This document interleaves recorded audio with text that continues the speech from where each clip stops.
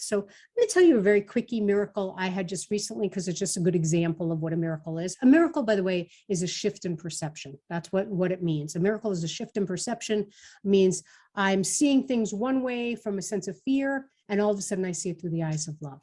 And that's all we're trying to do in everything, right? And by the way, I used to think like, sounds like the booby prize. I'll just see things through the eyes of love, but I'll still have the same stupid life. I used to think like, oh, that's going to be boring or dull. Like that won't get me ahead.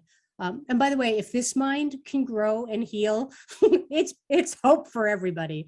There's a lot of hope here, baby. But again, I used to think that just shifting my perception was the booby prize because I wanted my life to change. I didn't realize how integral they are. I didn't realize how happy you can get by shifting where you are, right? And so that's what we're going to be playing with. So I'm going to give you an example.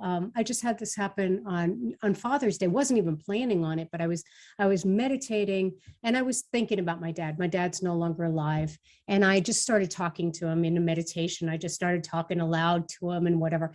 And I'd had a very tumultuous relationship with him in the sense that he was a very volatile man, and there would be a lot of times, nowadays they call it rageaholic, right? So that's the term, like he'd be raging and that kind of thing. And so like, just to give you a perspective, if you dated me, one of the things that could get you brownie points was if you judged my father.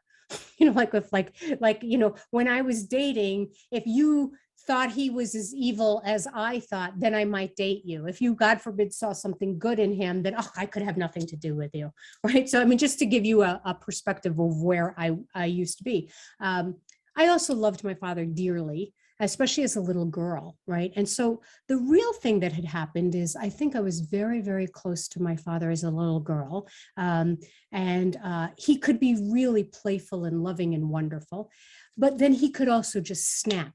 He could just completely snap and lose it and be, angry and whatever. And so I think I'd opened up my heart to my father. And then when he snapped, I think I closed it down and I shut it down and said, I don't want any of that. And boy, it's not safe to love. And he's not worthy of love. And blah, blah, blah. In my healing, and this has been going on for many years, I've started remembering so much of what I did love about my dad. And in my healing, the miracle I had was I recognized, oh my God, I chose the wrong side of the equation. Oh my God, I chose the part where he messed up, where he was in fear. And I made that be who my dad was, instead of the part of him that was loving and pure and amazing. That's who he was. So from a Course in Miracles perspective, that shift in perception is how we see somebody, how we see ourselves, how we see our possibilities. I made up the story that who he was who he was when he failed.